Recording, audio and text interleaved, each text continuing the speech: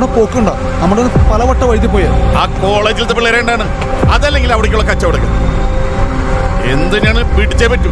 ആ സുരേഷോട് പോയി കളി. സാറ് അവരാ പോക്കറ്റ് കൊണ്ട് ഞാൻ ജീപ്പ് അങ്ങോട്ട് പോയില്ലോട്ടോ.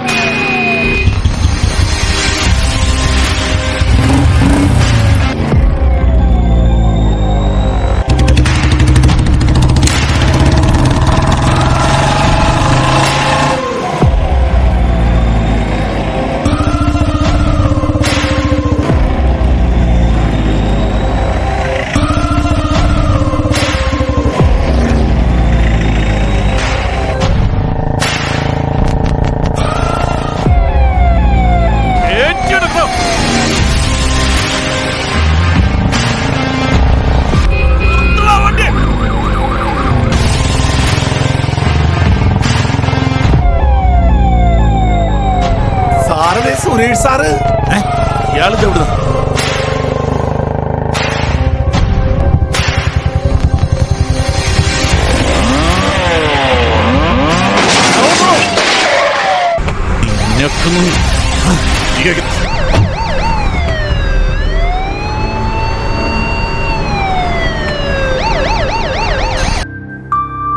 സാർ അകത്തുണ്ട്, ഇറങ്ങിയിട്ടില്ല.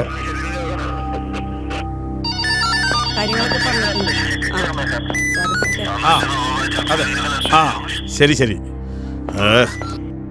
ആ കോടതിയിലേക്ക് കൊണ്ടുപോകേണ്ടവരെയൊന്നും കൊണ്ടുപോയില്ലേ? ഇനി എപ്പെത്താനാ? പോയിട്ടുണ്ട് സാർ. സാർ അത് അവന്മാരായിരിക്കാനാണ് സാധ്യത. പെട്രോളിങ്ങിന്റെ ഇടയിൽ ഞാൻ കണ്ട കാര്യം പറഞ്ഞാലോ സാർ? രാജേഷ് സാറ് വരുമ്പോഴേ ആ അകത്തിരിക്കുന്ന ഒരു കാര്യം ഒന്ന് ശരിയാക്കാൻ പറഞ്ഞു. ഭയങ്കര പൊളിറ്റിക്കൽ പ്രഷറാ സാർ. വിളിയോട് വിളിയാണ്. ഒരു കേസും കൊണ്ടുപോകും.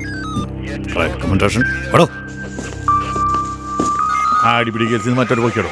ആ പോയിട്ടുണ്ട് സാർ. ഓ ചന്ദ്രഘട്ട. അത് സുരേഷേ, ഞാൻ ഇന്നലെ ആ പിള്ളേരെ പിടികൂടാൻ നേരത്തെ കൃത്യസമയത്ത് താനെങ്ങനെ അവിടെ പ്രത്യക്ഷപ്പെട്ടു? അത് ഞാൻ കൃത്യസമയത്തൊന്ന് ബ്ലോക്ക് ചെയ്തിട്ടുണ്ടല്ലേ സാറേ അവന്മാര് തലകുത്തി വീണതും നമ്മൾ അവരെ പൊക്കിയതും. ഓ മനസ്സിലായി മനസ്സിലായി. ലഹരി മരുന്നുമായി ബൈക്കിൽ പാഞ്ഞ യുവാക്കളെ പുന്നക്കൽ സ്റ്റേഷനിലെ SHOയും കൂട്ടരും അതിസാഹസികമായി പിടികൂടി എന്ന പത്രവാർത്തയുടെ ഉള്ളില് അതിലൊരു ASIയും എന്ന് വരാൻ വേണ്ടിയിട്ടല്ലടോ തൻ്റെ ഈ ബുള്ളറ്റ് പ്രകടനം. സാറിനല്ല കുശുമ്പുണ്ടല്ലേ? എൻ്റെ ഒരു clean shave, cooling glass, cinema നടക്കായി. എവിടെ നിന്ന് വരുന്നു? സജിത, നമുക്ക് അകത്തോട്ടിരിക്കാൻ ഫയലിംഗ് എടുത്തു. Okay sir.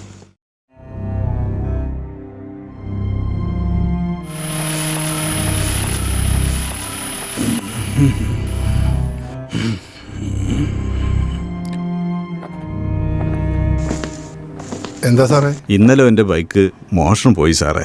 ആ വരൂ, ഇരിക്കൂ. ആ പയ്യനെ പറഞ്ഞു വിട്ടൊരു പരാതി തന്നാ പോരായിരുന്നു? വയ്യെങ്കിൽ ഒറ്റയ്ക്ക് വരേണ്ട കാര്യമില്ലായിരുന്നു. അവൻ അങ്ങനെയൊന്നും അറിയില്ല സാറേ. പയ്യനല്ലേ. സാറ് പരാതി എഴുതി കൊണ്ടുവന്നിട്ടുണ്ടോ? ഇല്ല, എഴുതണം. ആ സജിതമാടെ അവിടെ ഒരു പരാതി എഴുതാൻ. മേഡം ഇവിടെ വേറെ പരാതി നോക്കിക്കൊണ്ടിരിക്കുകയാണ് സാർ.